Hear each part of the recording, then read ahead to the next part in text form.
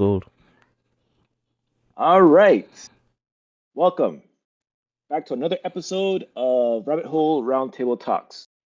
You guys should know the spiel by the last three episodes you watch, but this is your go-to spot for everything trending on the internet. We've got a little bit of everything, positive news, weird and quirky stories from around the world, and the latest buzz from Reddit, Twitter, YouTube, and even more. Every week we've got something fresh for you. Whether it's heartwarming stories, bizarre discoveries, or viral moments you won't want to miss. Hit subscribe and stay tuned for a mix of fun, weird, and awesome content every day. I'm MK, and this is. Dude. All right. Today we're going to get into some positive news coming out of our favorite continent, Africa. Um, so, you know, I thought about this recently. I don't often see positive news from Africa. Have you ever seen positive news in like standard media coming from Africa? No, I barely see positive news in general, so much less from somewhere else that's not here. True. But I'll say this, dude. When I was searching for positive news, it was super hard to find. Yeah. Like, it's easy to find it for almost every other country, Really? Like every right? other country? Well, like mostly other countries? I would say mostly, maybe not every, because I didn't search every single other country. There's a Yeah, lot of yeah, countries yeah, on the yeah, yeah, planet, yeah, yeah. but it was hard. It was really hard. Gotcha. So anyway, let's read this story here. The title is Africa in 2024, Battling Climate Extremes and Seeking Global Action. Let me actually switch screens here. So let's see. I'm trying to figure out which specific country this is. Okay, it doesn't really say. So I'll just get into the article. The African News editorial team takes a look back at the highlights of 2024. Africa has faced a year of extreme weather events. Droughts have worsened, followed by torrential rains and flooding. Despite contributing the least to global greenhouse gas emissions, the African continent remains highly vulnerable to the impacts of climate change. At COP29, what is that? Give me a second. United Nations Climate Change Conference. All right.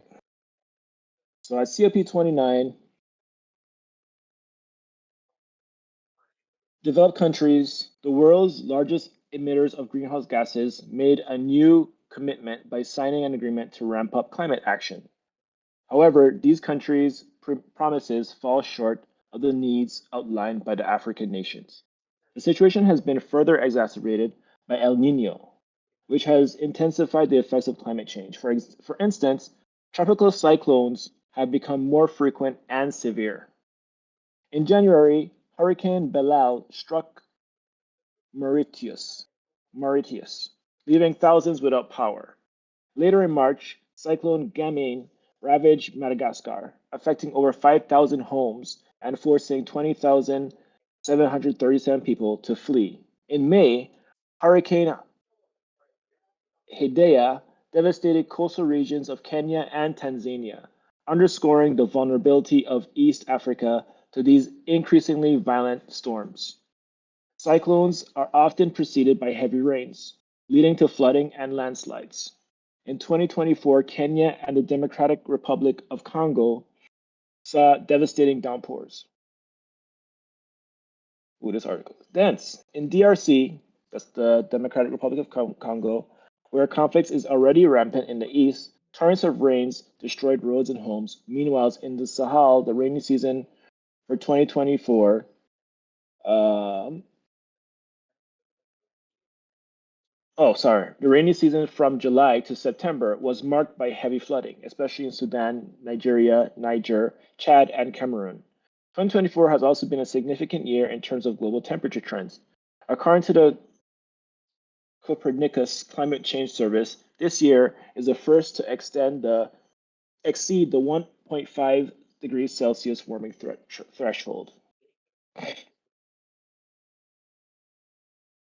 All right, let's get to the good news, right? At COP29 last November, developed nations agreed to a new climate finance target, 300 billion annually by 2035. You know what? I just read this whole thing just now, and I don't see anything positive. Sorry. What is going on? This is supposed to be Just positive bust news. out laughing so hard because I like the stuff that you skip. I'm like, what's going on? Like it's still not good.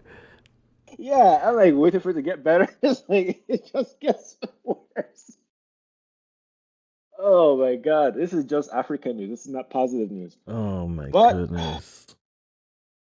I guess the positive news is now we know. Yeah. So We spreading some light on it. yeah. Sheesh. So guys, climate change. I always look at climate change as a thing where it's like it's not really on individual people to make changes because like me, for example, every little thing, every little bit helps, of course. But like it's like trying to shovel, it's like trying to mop the ocean, right? Like Yeah. me turning off a light isn't going to have as much of an effect as a corporation burning less like Fossil greenhouse fuels. gases. Yeah. Yeah. So like me turning off a light, like okay, I turn off a light. The global warming's still going up because the corporations aren't changing any of their behaviors, or they're changing it as little as possible because it's not profitable, you Yeah. know? We need like a mass. I don't know the word I want to like a mass. Everybody coming together to do everything at the same time. But there's so many like factions. Some believe, some don't believe. Some want to help, some don't want to help, and it's like Yeah. it's hard to get people on the same page. And I think that's the first step. Yeah. You know, again, that alien invasion, just waiting. Like It's on the way. I don't know. I don't know what we could do to get him. Like maybe to send some kind of radio signal or I don't know, but Yeah, we need something to unite us. Have you ever seen Independence Day? I have. You think like something like Independence Day could happen, like not could the scenario happen, but you think a scenario like that could unite the world for real? Yeah, like I said last time, I think big things coming through is what's gonna bring everybody together. What was the main theme of Independence Day? The aliens came to destroy Earth. Yeah, I think they came to Earth to like steal the resources Mm, and like I guess get rid of humans so they could take over the whole planet. It's gotcha. like in every invasion movie I watch, it's almost like always like the aliens' home planet is like destroyed or stuff. Like basically they did to their planet what humans doing to Earth right now. Gotcha. So then they go to another planet to like take it over and live there instead. So like what I we think trying to do basically, yeah, but we don't yeah. They have basically the technology to do it as a scale that they're gonna do it on. yeah, exactly. Mm. Yeah. They want to Elon Musk the other planets. Um but anyway, until something unites humankind, we'll just have to keep spreading positive news until mankind starts to realize, like, hey, we are all one people. We're not disjointed as much as we think we are. Yep. So, with that said, Yes, sir. um, don't forget to like and subscribe if you like the show so far. All right, let's move on to the next news story. So, this one is definitely positive news. I'm sure Okay. of it. Cotton and squid bone sponge can soak up 99.9% of microplastics, scientists say. A matrix of squid bone and cotton cellulose offers a low cost, scalable solution to a global microplastic poisoning, according to a new study from China. Attempting to find a material that would address all common concerns with microplastic filtration, the scientists' cotton squid sponge displayed 99.9% efficacy and a remarkable reusability. Tested in water found in a lake, a scummy pond, the sea, and an irrigation ditch, the 99.9% removal rate fell only a few percentage points after several decontamination cycles. The authors reported in Science Advances. It is becoming increasingly clear that microplastic contamination has the potential to surpass all other health and environmental concerns as more discoveries about the adverse effects of common microplastics are made. Consequences like increased cancer risk, hormonal dysregulation, and developmental delays are better understood, but recent research has also linked it to a twofold increase in the risk of heart attack or stroke if the particles are embedded in the heart tissue. Along with their ubiquity, Ubiquity. microplastics, that word, microplastics have been found in every environment on Earth, from the jet stream to the depths of the ocean. The term microplastics can refer to as many as 16,000 different chemicals, of which some may be more toxic than others or be hard to remove from the body. This is especially true for a class of chemicals known as PFAS, which is polyfluoroalkyl alkyl polyfluoroalkyl Polyfluoroalkyl substances. substances. Yes, often called forever chemicals, for their durability in the natural environment compared to other plastics.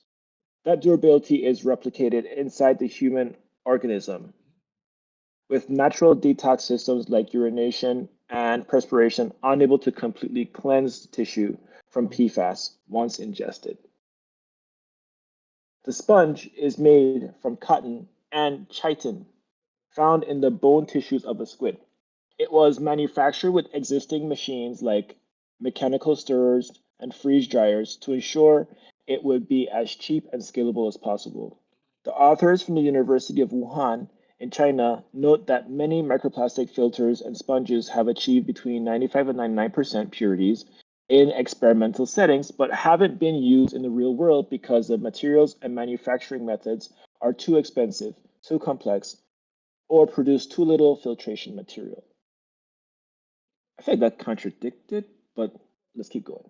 From the offset, by contrast, the team from Wuhan tried to make it from the materials that could be acquired all around the world for pennies and with machines that would be available to any manufacturer, even those in developing nations. With proper testing at a commercial or industrial scale, they estimate the sponges could become household and municipal products within a couple of years, saying if there's a will, there's a way to solve the microplastic pollution pandemic isn't quite accurate because there's already several ways. It remains only to separate out the great ways from the good ways and implementing them as fast as possible. Interesting. That's cool. Yeah. That, microplastics is something that we've talked about before in the past, Yes. and we've heard about different things. Like we've heard of they have microorganisms now that can eat it, Yeah. but they were trying to scale that. Mm-hmm. Now we have this.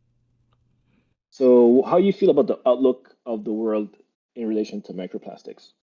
I know that there's a lot that needs to get destroyed or gotten taken care of.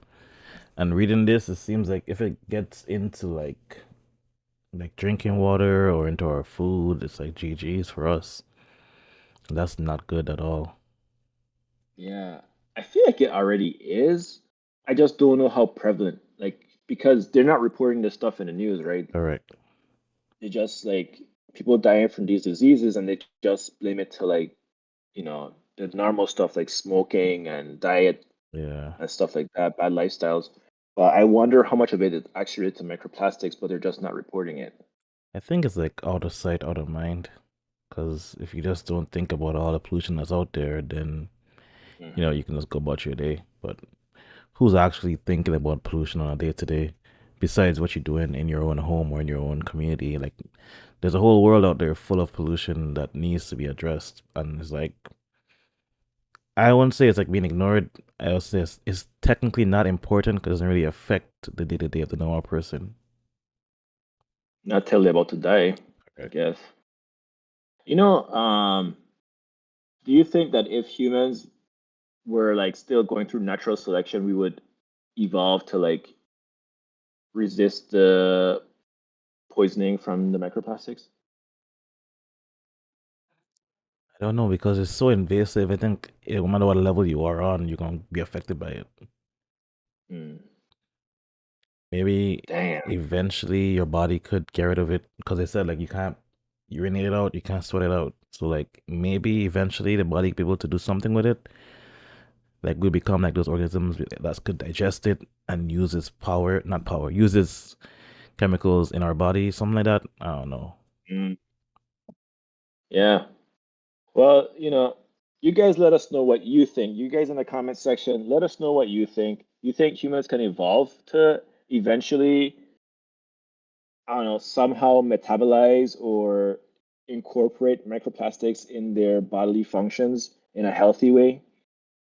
Or maybe, have you heard about those little like bugs? Not bugs, they're like these microscopic, I think they're called water bears. Yes, they could You ever heard of those? survive in extreme temperatures, in space, all that stuff. Hmm. Yeah. I wonder if like we could find a solution for microplastics in them because they seem to have so many like adaptions for like extreme stuff. Yeah, And I wonder if microplastics or nanoplastics or anything like that affect them because of how like survivable they are, but now you we're know? going down the lines of like probably gene splicing and getting into stuff like that. I mean, we might as well. Yeah, Do you think that doing that stuff is playing God? a little bit, because technically Mm, it's supposed to be adhering to natural selection, mm, but by doing stuff like that, we're kind of going above it in a way. yeah. Well, I don't know. I feel like if it helps us survive, we should Yeah. do whatever we have to do. So I what think that's about? the main Go like ahead. goal of life is to Yeah, survive. Yeah. yeah. 'Cause, like, what about like for babies? You can select the most healthy baby that you can get, and I think that's good, but I don't know. I think that's good personally, because let's look at this, right? Let's like extend it out over years. If you always select the baby that's the healthiest, then that means you get less and less unhealthy as time goes on, as the recessive trait might eventually fall out because you Mm, only selected for the good ones. Potentially. potentially. I'm not a geneticist. If you have any geneticists in the chat, Yeah, yeah, yeah. please let us know. Drop some But info. yeah, drop some like help us. But that's it, guys. Hopefully these stories helped you in some way, maybe hopefully brighten your day. And if they did, share with someone else and brighten up their day. And hopefully they share and brighten up somebody else's day. You want to spread the positivity. So uh, also give us a comment. Tell us if you know of any sites where we can find some positive news from countries that we don't often hear positive news from. It doesn't have to just be the African continent. It could be any continent, any country. And like, comment, subscribe, and we'll see you in the next episode. Peace. Peace.